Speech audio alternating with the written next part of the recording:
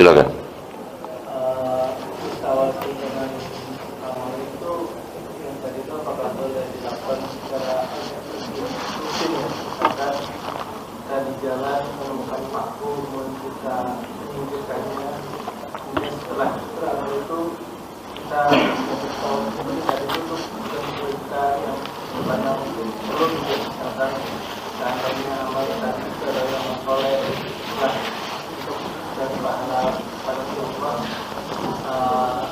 Apa yang misalkan tadi itu uruskanlah apa atau mudahkanlah urusan apa, jadi tidak hanya pada kondisi yang genting gitu, tapi secara objektif kita melakukan satu amal yang kita anggap itu kita bisa harapkan keikhlasannya kita berdoa tidak dalam kondisi seperti yang kasuistik yang tadi gitu.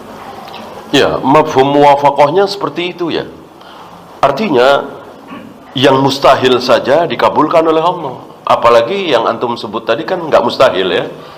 Mudahkanlah urusanku ya Allah, lancarkan rizkiku ya Allah, sehatkan badanku ya Allah. Itu kan ya kecil lah. Kalau yang tadi kan mustahil. Batu segitu besar geser sendiri kan mustahil. Itu pun dikabulkan oleh Allah. Apalagi sekedar memudahkan urusan, melancarkan rizki, memanjangkan umur, lebih kecil bagi Allah. Yang mustahil saja bisa, gitu ya. Nah, justru riwayat tadi untuk menunjukkan kepada kita betapa dahsyatnya tawassul itu.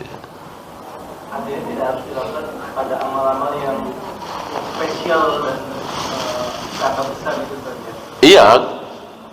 Kita ingat-ingat saja ya amalan kita yang lebih daripada yang besar lah ya. Insya Allah walaupun tidak seperti orang tadi kan, insya Allah kita punyalah ya.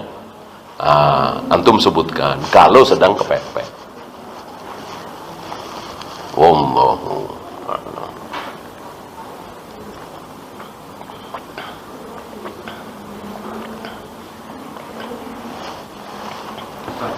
Ya. Terkait dengan jaminan kesehatan gitu.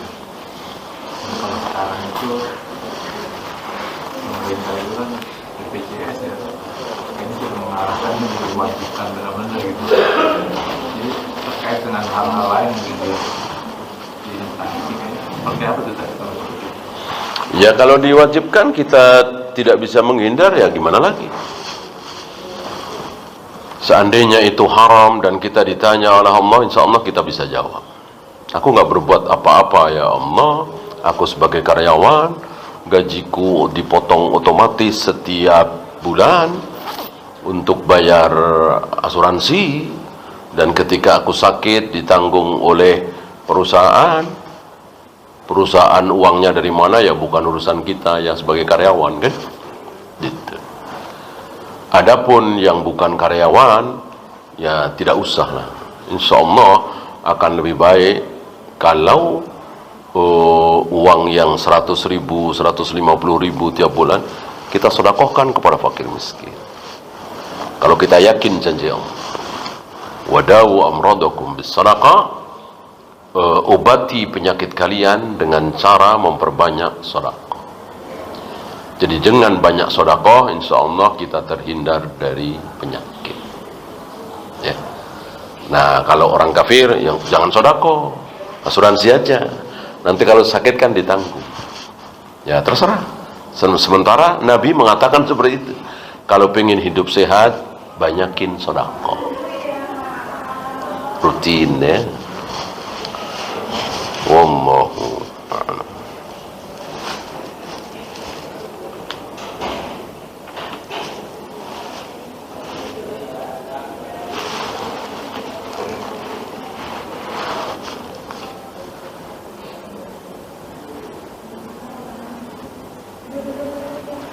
Ada yang bilang saya tidak yakin masuk surga, terus bilang ke temannya jika nanti di surga tidak ada saya, tolong tanyakan sama Allah.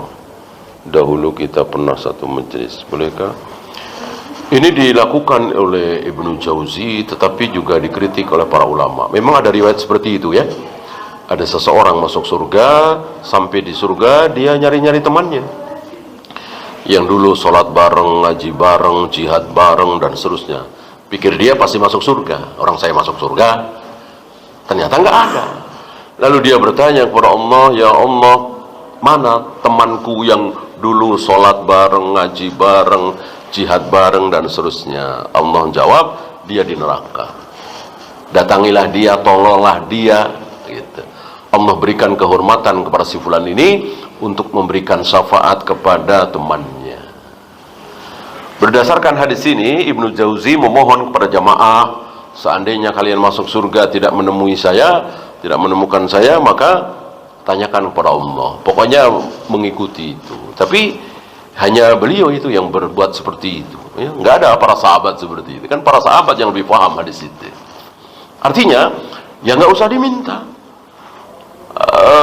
Kalau memang Allah akan menolong kita lewat si fulan itu, insya Allah terjadi. Ya.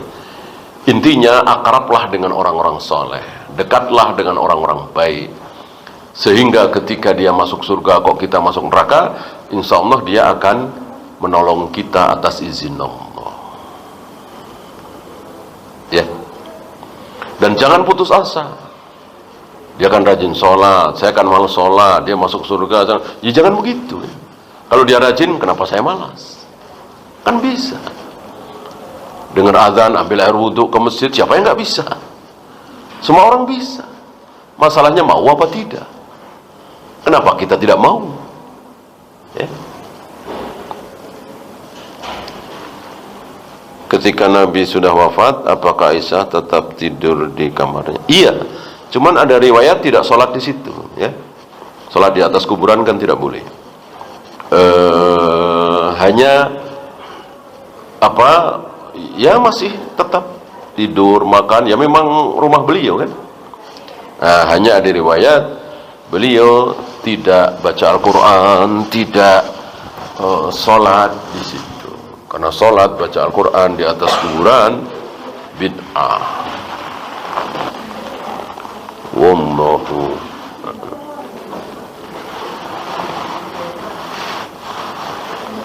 habis? Kalau habis kita akhiri. Subhanakallahumma bihamdika asyhadu an la ilaha illa anta astaghfiruka wa atubu ilaik. Assalamualaikum.